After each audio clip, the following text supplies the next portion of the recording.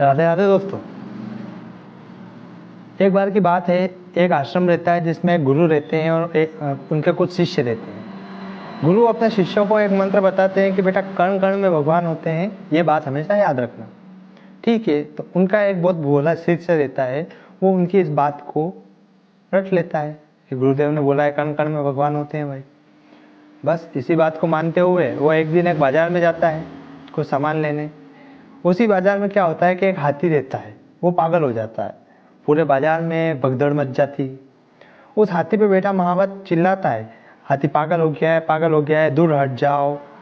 लेकिन वो शिष्य वो बीच में ही खड़ा रहता है, इस बात को ध्यान में रखते हुए कण कण में भगवान होते हैं, तो इस हाथी में भी भगवान होंगे, ये मुझे मारेंगे थोड़ी।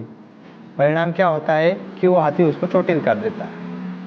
शिष्य को बहुत बुरा लगता है, उसके मन में बस यही बात खटकती है कि अगर कण कण में भगवान है तो ये हाथी मुझे मार कैसे सकता है, भगवान अपने भक्तों को मारते नहीं हैं। इसी सोच के साथ चोटिल अवस्था में वो अपने गुरु के पास गया। उसने गुरु को पूरा व्याख्या सुनाया कि ऐसा हुआ गुरुदेव। अब आप बताइए कि आपने बोला कण कण में भगवान होते हैं, तो वो हाथी में अगर भगवान थे तो उसने मुझे चोटिल क्यों किया, चोट क्यों पहुँचाई। गुरुदेव ने बोला, शिष्य तुमने मेरी बात सिर्फ सुनी, समझी नहीं, यानी शिक्षा अधूरी ग्रहण की। मैंने सही बात बोली थी, कण कण में भगवान होते हैं। और हाँ, उस हाथी में भी भगवान थे, लेकिन उस हाथी के ऊपर जो महावत बेटा बेटा चिल्ला रहा था कि हट जाओ हाथी पागल हो गया है, उसमें भी तो भगवान थे।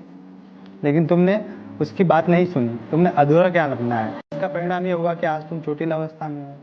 इसलिए हमेशा याद रखना कि शिक्षा ग्रहण करनी तो पूर्ण रूप से ग्रहण करनी, आधी अधूरी शिक्षा आपके लिए खतरनाक साबित हो सकती है।